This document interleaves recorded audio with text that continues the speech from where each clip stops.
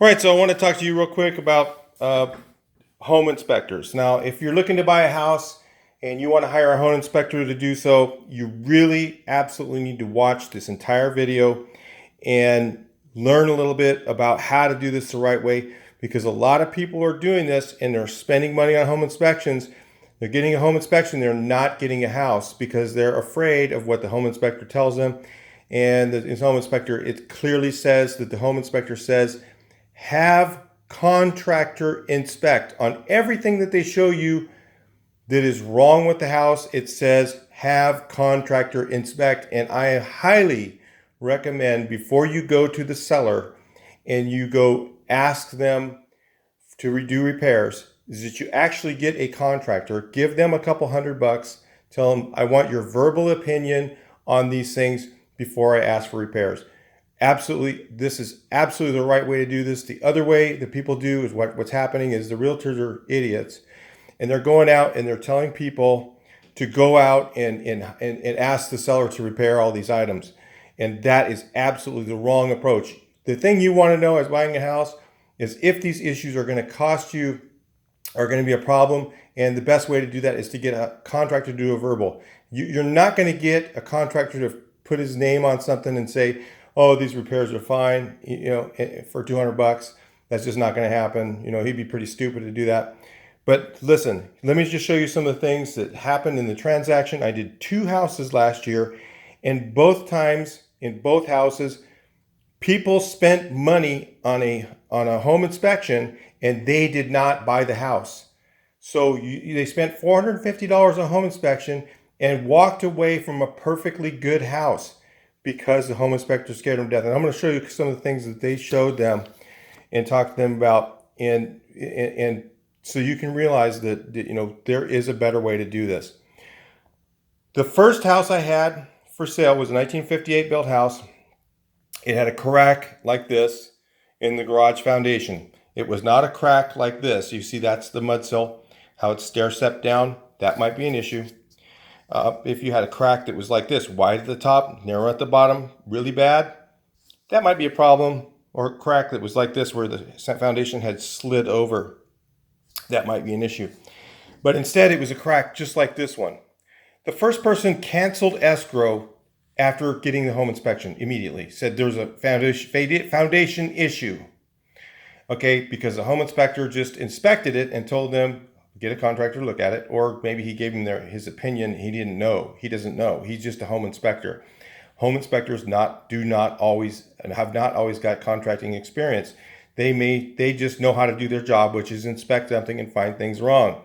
They also told me the same, and I had an inch. So what I did is to offset this, and of course I relisted the house and charged more money. So if you're wondering why housing prices are so high, this might help you out. So what I did is I had to pay an engineer $500 to write a letter and say that was okay. Okay, and of course then it came up in all 3 escrows, and every time the last one they went, oh well, an engineer's looked at it, so it's okay. So that was $500 that I added to the price for that.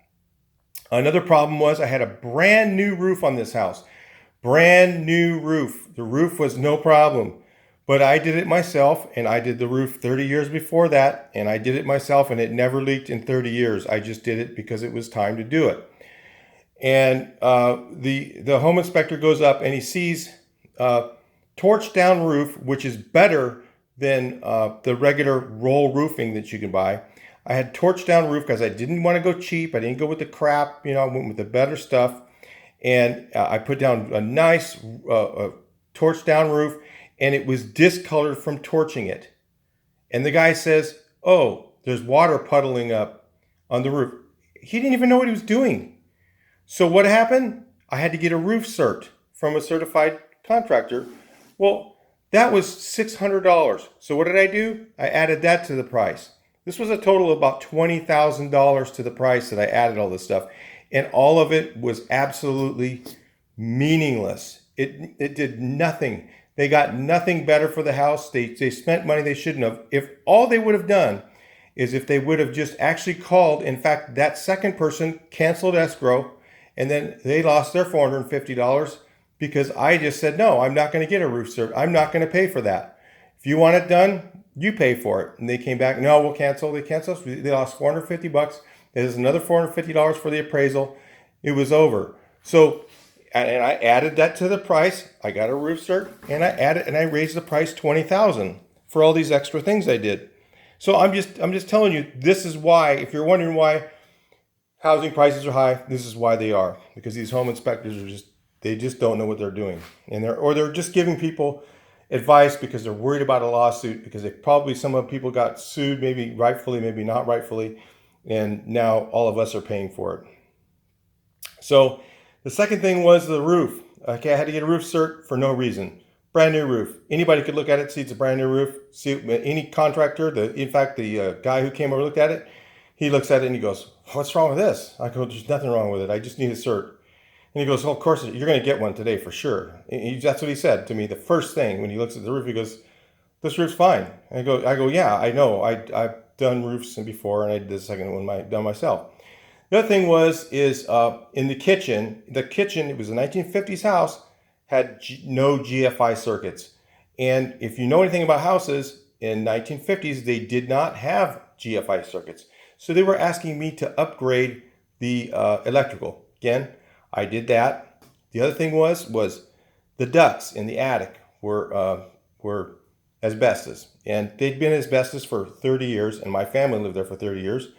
And we had no problems with it. No mesothelioma. And actually, if you know that much about that, it's really, really, really small percentage of the people actually are affected by asbestos.